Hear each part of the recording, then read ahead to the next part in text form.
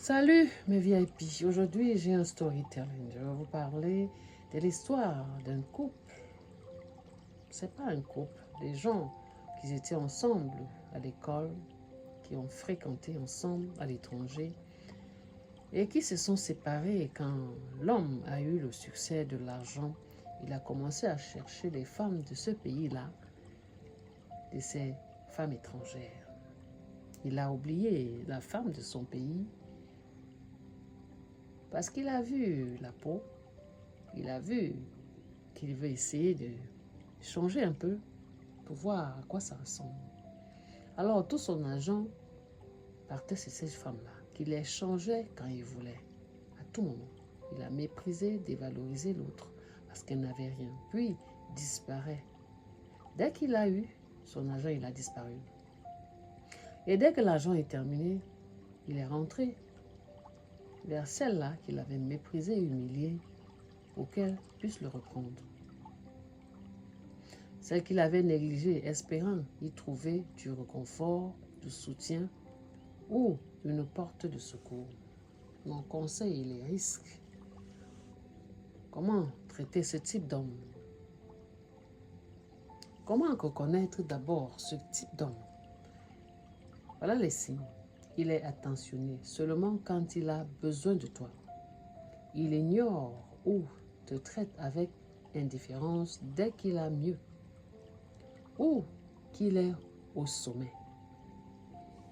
Il revient quand il est en difficulté ou en manque d'attention. Il ne fait pas preuve de constance ni de vrais engagements. Il joue avec la culpabilité ou les émotions pour revenir. Conseil pour traiter avec ce type d'homme. Numéro 1.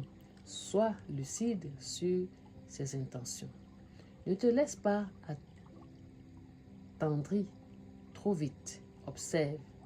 S'il vient avec des actes réels de changement ou juste des paroles vides. Numéro 2. Pose des limites claires.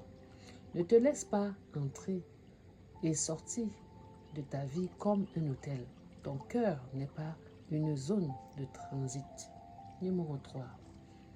Protège ta valeur. Tu n'es pas un plan B, ni un refuge de secours. Si quelqu'un ne t'a pas respecté quand il en avait l'occasion, pourquoi le ferait-il maintenant? Posez-vous la question. Numéro 4. Exige la vérité et des preuves de changement.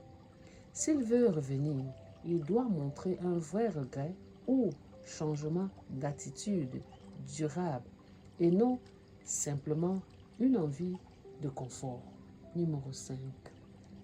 Prends conscience auprès de Dieu, de ton entourage sain ou d'un coach. Ne décide pas seul si la situation est confuse.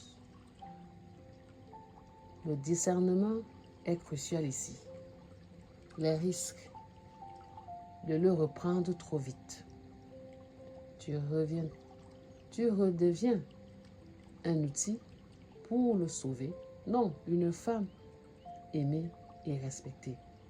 Tu encourages un cercle toxique. Il reviendra toujours en te sachant disponible. Tu t'empêches de rencontrer quelqu'un de vrai qui te choisirait sans condition. Tu risques de revivre la même douleur une fois qu'il aura repris du pouvoir. Le principe fort à regarder. Quand quelqu'un te montre qu'il est, crois-le la première fois. Maya Angelou le disait.